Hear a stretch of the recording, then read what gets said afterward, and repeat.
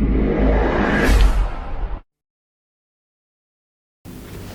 ဲအားလုံးမင်္ဂလာပါခင်ဗျာမင်္ဂလာပါကဲကျွန်တော်တို့ဒီနေ့လာမယ့်14ရက်နေ့မှာထိုးသွားမယ့်စူပါဂျန်ရဲ့ပွဲကိုကြိုတိုးသားတဲ့အနေနဲ့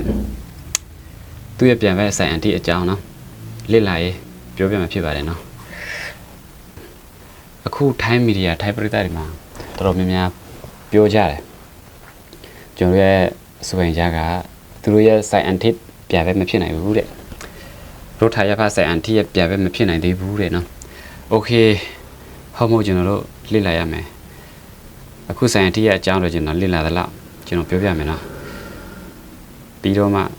ဆိုင်အန်တီကကျွန်တော်တို့စူပါဂျန်ရဲ့ပြန်ပဲဟုတ်မဟုတ်အဖြစ်ပေါ်မယ်နောက်တစ်ခုစီတာကတချို့မီဒီယာတွေမှာတချို့ပရိသတ်တွေမှာပြောတယ်ဆိုင်အန်တီကမထိုးရကြပြီပြီးတော့ तू ကဘောစီလက်သေးပဲထိုးလာတဲ့လူတဲ့โอเคအဲ့ဒီချက်ကျွန်တော်ဘူဇဖြစ်စီမယ်ကျွန်တော်လစ်လာထားသလားပေါ့နော်ကျွန်တော်သိရသလားဆိုင်အန်တီက तू ကဟိုးငငယ်လေးတွေကမွဲထဲကိုထိုးလာတဲ့လူနော်ကျွန်တော်တို့ထိသိလို့မရပါဘူးပြီးတော့ तू မထိုးရကြပြီမဲ့ तू ကအမြဲတမ်းဒီလိုကလတ်တွေမှာနော်တချို့ပွဲသေးလေးတွေမှာစီးတယ်ကလတ်တွေမှာစီးတယ်ရိုထာနဲ့အမြဲတမ်းလို့မကြထိုးလက်ကျစ်တယ်ပြီးတော့စူပါလက်နဲ့လည်းထိုးလက်ကျစ်တာကျွန်တော်တွေ့ရတယ်နော်အဲ့ဒီလောက်မကသေးဘူးနောက်တစ်ခုကသူက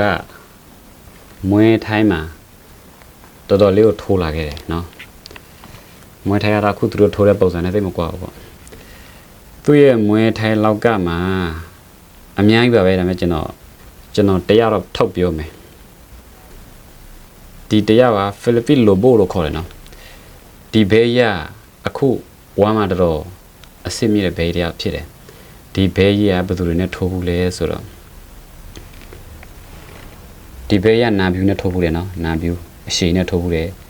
မကြသေးဘူးပြီးတော့နောက်အုံနဲ့ထိုးဘူးလေနောက်အုပ်ဆိုတာဒီဝမ်းမှာကပတ်ပဲစီတရားပဲပြီးတော့ဟန်ကတိနဲ့လည်းထိုးဘူးလေနော်ကျိုးဟန်ကတိနဲ့လည်းထိုးဘူးလေဟန်ကတိကကျွန်တော်တအားကြိုက်တဲ့ဘေးကြီးပဲဟန်ကတိရဲ့ရှယ်ပဲဟန်ကတိကိုသူဖမ်းမအချိန်နဲ့တော့သူအမတ်ရခံနေသူထိုးသွားတာဒါမဲ့နောက်ဆိုတော့သူရှော့ရတယ်โอเคဒီဖိလစ်ပင်းလိုဘိုးနဲ့တော့သူထိုးသွားတယ်ဆိုတော့မွေးထိုင်းမှာနော်ထိုးသွားတယ်ဆိုတော့ဒီဆိုင်အန်တီကခဏညကောင်တော့မဟုတ်တော့ဘူးနော်ကျွန်တော်တို့တည်သွားပါပြီအဲ့လိုဆိုနော်အခုထိုင်းဖက်တာကူလာဒါနဲ့လည်းသူထိုးဘူးတယ်ကူလာဒါသူအမတ်နဲ့နိုင်ဘူးတယ်ဒါမဲ့သူကအဲ့ဒါဟိုပေါင်စလက်ဒီစင်းနဲ့ထိုးတာနော်ကူလာဒါကိုလည်းသူနိုင်ခဲ့ဘူးတယ်ဒါမဲ့ကြာသွားပါပြီ၄နှစ်၅နှစ်လောက်ရှိပြီโอเคနော်ဒီဖိလစ်ပင်းလိုဘိုးနဲ့တော့သူထိုးလာခဲ့ပြီပဲဆိုတော့တို့ထားရဖတ်ဆိုင်အထက်ကကျွန်တော်တို့ဆက်တက်လို့မရအောင်နော်မွေးထဲနစ်စနစ်မှာလည်းသူကပိုင်တလားပိုင်တယ်အခုစူပါဂျန်နဲ့ထိုးမဲ့နစ်စနစ်မှာဆိုရင်မွေးထဲနစ်စနစ်နဲ့မကွာဘူးအဲ့ဆိုရင်သူ့ဆက်တက်လို့မရအောင်နော်အဲ့ဒီထက်ဆိုးတာကသူကမွေးထဲမထိုးတော့တဲ့အချိန်မှာမွေးထဲကောင်းတဲ့လက်သီးစနစ် WBA ဘောင်စီလက်သီးလောက်ကထဲမှာသူဝေသွားတယ်အဲ့ဒီလောက်ကထဲရောက်တဲ့လူမှတမလက်သီး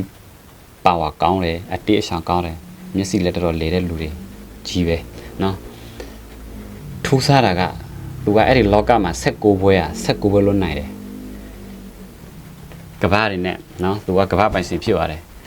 ကဘာကန်ကွယ်ပွဲ6ပွဲလို့သူကန်ကွယ်နိုင်ခဲ့တယ်တပွဲမှအဆုံးမရှိဘူး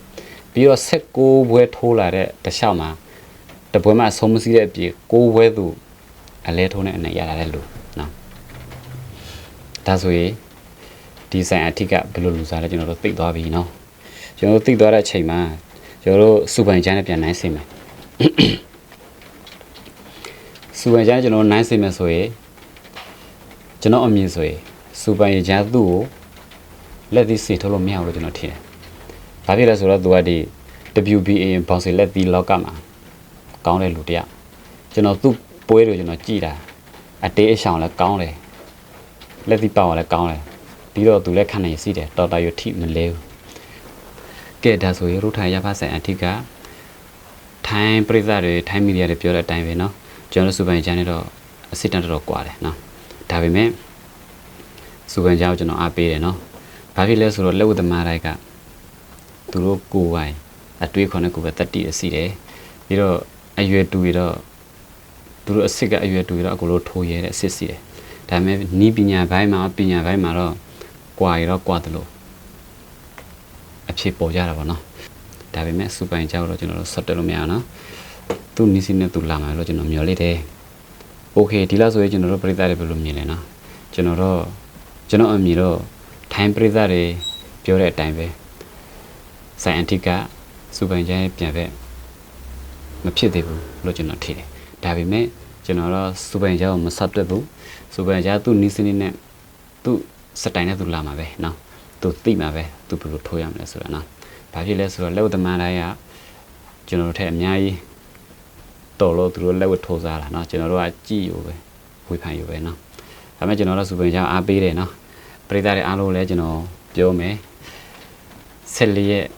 ညရဲ့ကျွန်တော်ကိုယ်တိုင်လုံခင်းဒီမှာတော့အားပေးမယ်ဗီဒီယိုတွေရိုက်ရမယ်နော်ပြီးမှအနိုင်အဆိုး